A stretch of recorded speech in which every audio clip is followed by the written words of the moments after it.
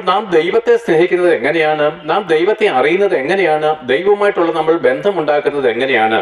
പ്രിയപ്പെട്ടവരെ, അതിനെപ്പറ്റിയത്ര ഞങ്ങൾ സംസാരിക്കുന്നത്. നാം ആരും ദൈവത്തെ കണ്ടിട്ടില്ല. ദൈവം എവിടെ ഇരിക്കുന്നു? സ്വർഗത്തിൽ ഇരിക്കുന്നുവെന്ന് നമുക്കെന്താണ് മനസാക്ഷിയിൽ ബോധ്യം വന്നിട്ടുണ്ട്.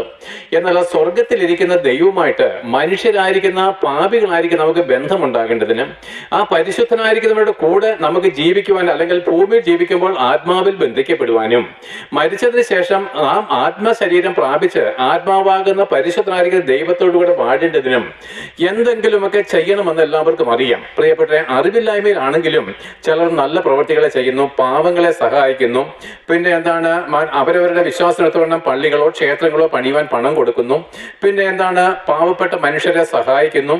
ഇങ്ങനെ ഒത്തിരി നല്ല കാര്യങ്ങളൊക്കെ നമ്മൾ ചെയ്യാറുണ്ട്. എന്തിനാണെന്ന് പറയുമ്പോൾ ദൈവത്തെ പ്രസാദിപ്പിക്കുക എന്നുള്ളതാണ് അതിൻ്റെ എല്ലാം ലക്ഷ്യം. എന്നാൽ നിർഭാഗ്യരെന്ന് പറയട്ടെ, ദൈവം അതിൽ പ്രസാദിക്കുന്നതുമില്ല. ചിലർ നമ്മുടെ ശരീരത്തെ പീഡിപ്പിക്കുകയാണ്. പട്ടിണി കിടന്നും പിന്നെ നമ്മൾ നഗ്നപാതനായിട്ട് നടന്ന് കഷ്ടങ്ങളേറ്റ്, പിന്നെ അടി സ്വയമായിട്ട് ഏറ്റ്, ഇങ്ങനെയൊക്കെ സ്വന്തം ശരീരത്തെ ദൈവപ്രീതിക്ക് വേണ്ടി പീഡിപ്പിക്കുന്നു. ക്രിസ്തീയ മതവിഭാഗത്തിന്റെ ഒരു വിഭാഗം ശരീരത്തെ സ്വന്തമായിട്ട് ദണ്ഡിപ്പിച്ചുകൊണ്ട് ദൈവത്തെ പ്രസാദിപ്പിക്കാൻ ശ്രമിക്കാറുണ്ട്. മറ്റ് ജാതികൾ ഇങ്ങനെയൊക്കെ ചെയ്യാറുണ്ട്.